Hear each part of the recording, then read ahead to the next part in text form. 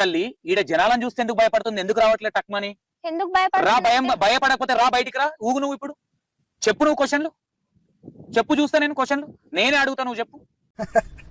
నిజంగా నాకైతే నవ్వొస్తుందిరా నాయన ఈ వీడియోలు చూస్తుంటే, యూట్యూబ్లో కానీ ఇన్స్టాగ్రామ్ కానీ. ఇంకెక్కడి దయ్యాలు, ఇంకెక్కడి బాబాలు గీబాలు నాయన. ఎవ్వరికి దేవుడు రారు, ఏ శివశక్తులు అందరూ అంతా డబ్బుల కోసం కానీ ఏమంటారు పరపతి కోసం అన్నిటి కోసం రా బాబు. ఏ దేవుడు లేడు, ఏ దయం లేదు. దేవుళ్ళు అంటే మన డాక్టర్లు, పోలీసు వాళ్ళు, మనకు అప్పించినోడు, మన టైం కాదుకున్నోడు దేవుళ్ళు. దేవుడు ఉన్నాడు, దేవుడు లేని అంటలేను. కానీ ఇట్లా దొంగలను నమ్మొద్దు అంటూ నేను. ఈ ఇంటర్వ్యూలు తీసుకుంటారు, ఈ ఇంటర్వ్యూలో వచ్చిన వాళ్ళు అంతా శివశక్తులు అంటారు, ఇదంతా దొంగలు. దేవుడు వచ్చేది ఉంటే ఏమో కరోనా వచ్చింది చెప్పిండు ఎవడన్నా? ఇంతమంది శివశక్తులు చెప్పిరా ఈసారి కూడా కరోనా వచ్చింది అంటారు. అది అబద్ధమని చెప్పిరా ఎవడన్నా? ఎందుకు నాయన ఇవన్నీ ఇంకా నమ్ముతారు? సోషల్ మీడియా వచ్చింది మొత్తం ఇక ఆన్లైన్ అయిపోయింది, ఇంకా ఇక్కడ నమ్ముతారు. నాకు అర్థమవుతుంది మనకు చిక్కుండా చూసినందుకు ఇవన్నీ.